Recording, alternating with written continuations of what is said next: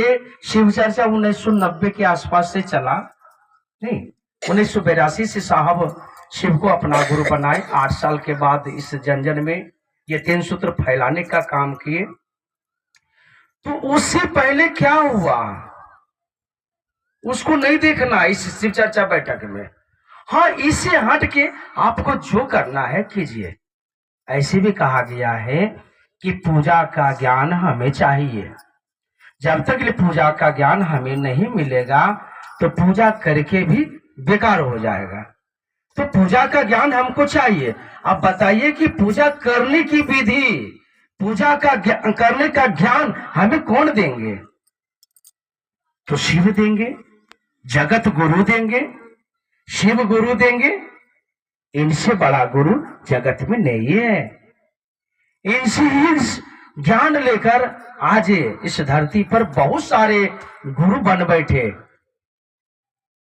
इसलिए ये जगत गुरु कहलाते। इसलिए कहा जाता है ये शिव चर्चा बैठक में कि वही शिव को आप अपना गुरु बनाकर ज्ञान लीजिए कि संसार में हमें कैसे जीना है, कैसे रहना है, कौन सा देवी देवता का पूजा हम किस विधि से, किस मंत्र उच्चारण से करें जिससे कि उस पूजा का फल, संपूर्ण फल हमें प्राप्त हो। इसकी ज्ञान चाहिए। तो ये ज्ञान कौन देंगे? यही शिव देंगे, यही ईश्वर देंगे। ज्ञान बुद्धि वही नहीं देंगे। इसलिए कहा गया शिव चर्चा में केवल 3 सूत्र बताया जाता है। चर्चा के द्वारा, भजन के द्वारा, हम सभी के बीच में इस मंच के द्वारा समझाया जाता है, बतलाया जाता है। नए पुराने गुरु भाई, गुरु बहना, बस यही 3 सूत्र करते हैं। कोई चौथा सूत्र करते हैं क्या? यही 3 सूत्र करते हैं। दया मांगिए, चर्चा कीजिए, नमः शिवाय से प्रणाम, यही कहते हैं। ठीक है, यही सारी बातें हैं।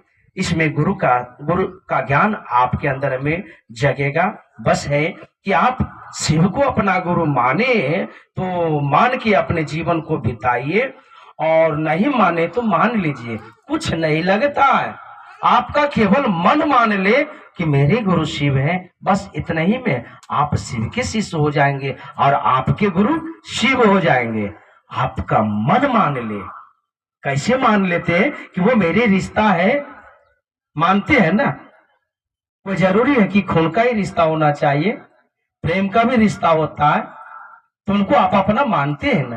ठीक वही बात है, आप केवल शिव को अपना गुरु मानिए। मान के साहब जो दिए हैं 3 सूत्र का राजमार्ग, 3 सूत्र का रास्ता, वही 3 सूत्र कीजिए।